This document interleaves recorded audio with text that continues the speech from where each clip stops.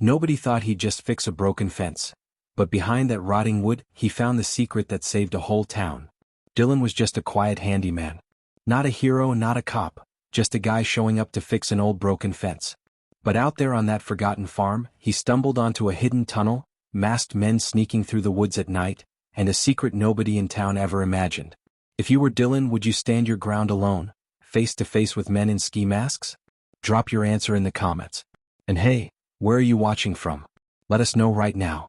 Make sure to hit subscribe for more Hidden America stories, because sometimes, the quietest fixers turn out to be the biggest heroes. In a dusty little town that barely made it onto any map, people didn't expect much to happen. And if something broke, they called Dylan. Dylan wasn't a hero. He wasn't a cop. He was just the guy you called when your porch squeaked, your roof leaked, or your fence fell over. Fix it, patch it, nail it, no questions asked. One cold Tuesday morning, Dylan's phone buzzed. The name on the screen was Mabel 90, one of the oldest folks in town. Some called her Crazy Mabel. Most people just left her alone in that old farmhouse at the edge of town. Her voice on the line was thin and shaky. Dylan, the fence out back is down. I hear people at night. I don't feel safe. Can you come? Dylan looked at his beat-up toolbox, sighed, and told her he'd be there by sunrise. The next morning, Dylan's rusty old van bounced down Mabel's gravel driveway. The place looked like a postcard from 50 years ago.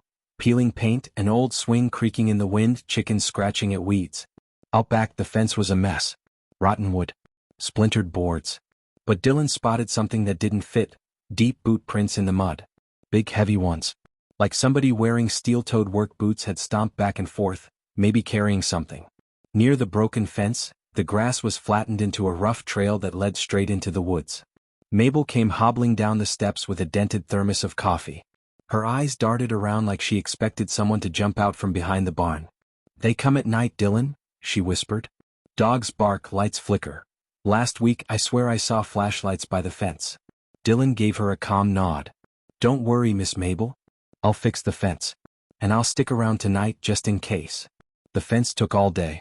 Dylan tore out the rotten posts, drove in fresh ones, hammered the boards tight. He worked until the sun dipped low behind the hills and the air turned cold enough to bite. Mabel brought him an old quilt and set up a cot in the back shed. Around midnight, a sharp sound cracked through the trees, metal scraping on wood. Dylan sat up, boots on, flashlight in hand. He crept to the back fence. Just beyond, two shapes moved in the dark. Men in dark clothes, faces hidden behind ski masks. One held a shovel. The other scanned the tree line with a flashlight. Dylan crouched low. He heard one mutter, "Old hag keeps patchin' this fence. Maybe we deal with her next."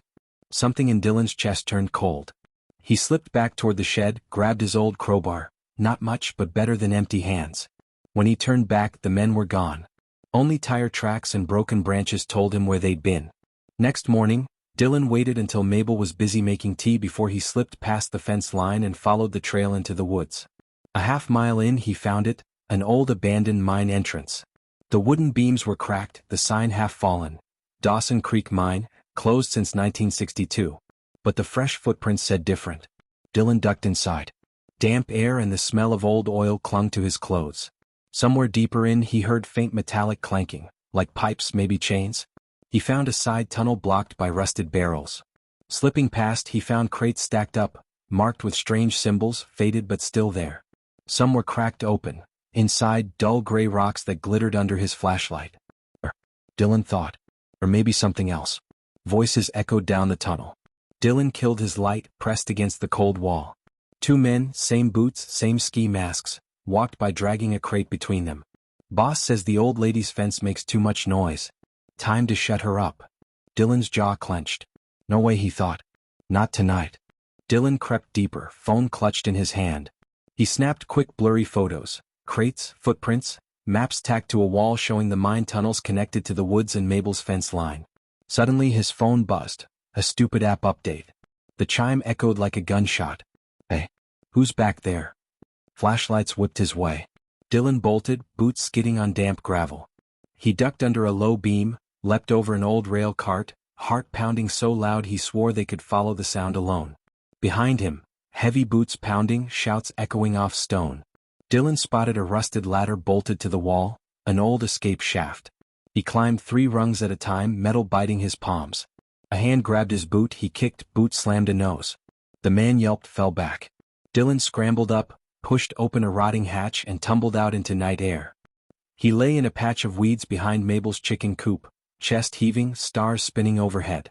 He'd found their secret, but if he didn't move fast, Mabel wouldn't see morning. Dylan stumbled into the kitchen where Mabel sat sipping cold tea, startled by his muddy boots and ripped sleeves. "Dylan, what happened?" "Pack a bag, Mabel. You're staying at my place tonight. And we're making a stop on the way." 20 minutes later, Dylan pounded on the sheriff's door, maps, photos and Mabel by his side. The sheriff rubbed sleep from his eyes and muttered, "You sure you know what you're doing, son?" Dylan pointed to the blurry photos. "They're using her fence line as a secret gate. They're moving something big through those tunnels, could be or could be worse. Tonight they came back to finish the job." The sheriff sighed, looked at Mabel shivering under Dylan's spare jacket, then nodded. "All right. Let's round up some boys." By sunrise, the old Dawson Creek mine was crawling with deputies, neighbors and a couple of hounds sniffing out every shadow. The masked men didn't put up much fight once they saw how many lights were pointed their way. One by one they dragged crates out. Some were filled with stolen scrap metal, some with old mine ores laced with rare minerals worth a fortune on the black market. Newspapers ran the headline a week later. "Handyman's broken fence leads to secret mine bust." Neighbors dropped by Mabel's porch with pies and blankets. The town realized that sometimes the quiet ones, the ones who just fix squeaky fences and leaky roofs, might be the reason everyone sleeps safe at night. Dylan never bragged about it. He patched the last piece of Mabel's fence himself. She gave him an old crooked post as a keepsake. These days, that old post rides around in Dylan's van with his rusty toolbox. Every time someone calls him for a loose door or a broken gutter, he touches that post and remembers. Sometimes you're not just fixing wood. Sometimes you're saving a whole damn town.